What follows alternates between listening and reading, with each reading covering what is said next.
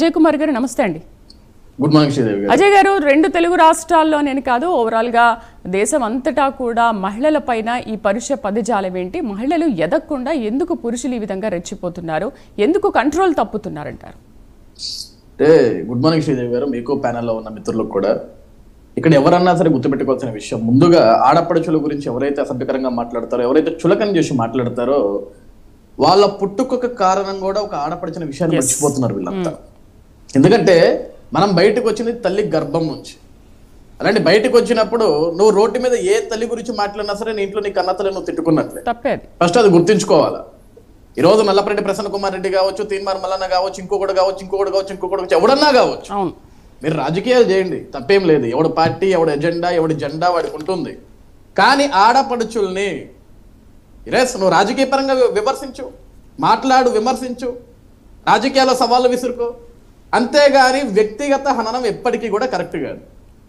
ఇటువంటివన్నీ కూడా ఎప్పటి నుంచి చూస్తున్నామంటే అండి, ఈ గత కొంతకాలంగానే, ఒకప్పుడు లేవు.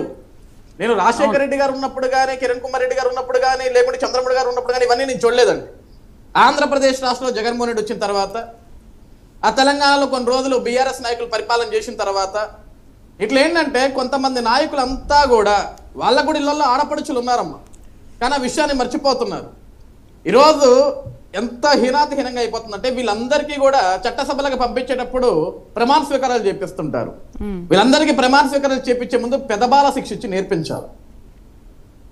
ఆడపడుచుని ఏ విధంగా గౌరవించాలి అనేది ఫస్ట్ మొట్టమొదటి క్లాసులకు తీసుకోవాలి. రామాయణ మహాభారతాల గురించి మర్చిపోయినట్టున్నారు. ఏ ఆడపడుచులు అయితే తప్పుగా మాట్లాడారో, ఎంత పెద్ద యుద్ధాలు జరిగినాయో అవే స్ఫూర్తి. రామాయణ మహాభారతాల గురించి కరెక్ట్గా వినటం, చదవటం నేర్చుకొని ఉంటే ఎవ్వడు కూడా ఏ ఆడపడుచు గురించి కూడా ఇష్టానుసారంగా మాట్లాడు.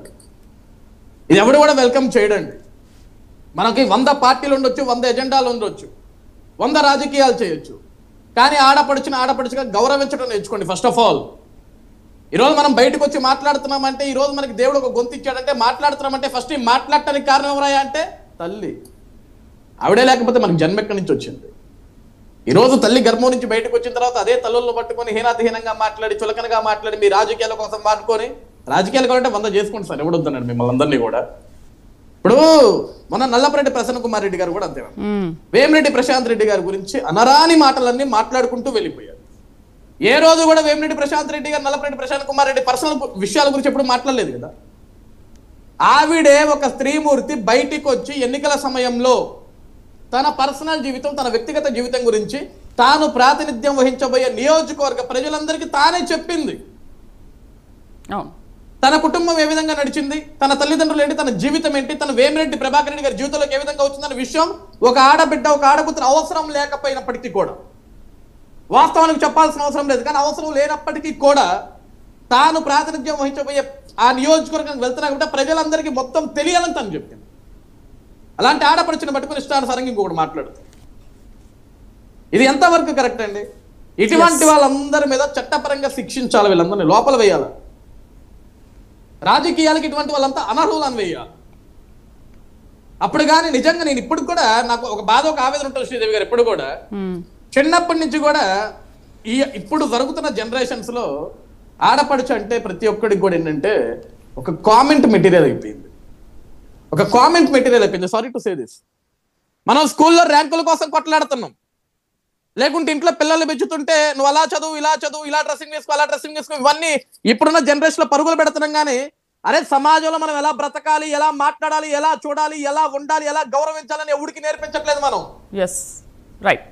టెక్నాలజీ డెవలప్ అవుతుందని మనం గొప్పగా మాట్లాడుకుంటామని, ఇదే టెక్నాలజీ ముసుగులో ఆడపడుచులు ఎంత హీనాతిహీనంగా మాట్లాడుతున్నావు ఏ ఒక్కరు కూడా గుర్తించుకోవట్లేదు. ఇక్కడ ఫస్ట్ మనం చదువు నేర్పించాలా. చదువు నేర్పించడం అంటే ఉన్నత విద్య నేర్పించడం కాదు, ఉన్నత టెక్నాలజీ నేర్పించడం కాదు, ఆడపడుచుని గౌరవించడం నేర్పించాలి.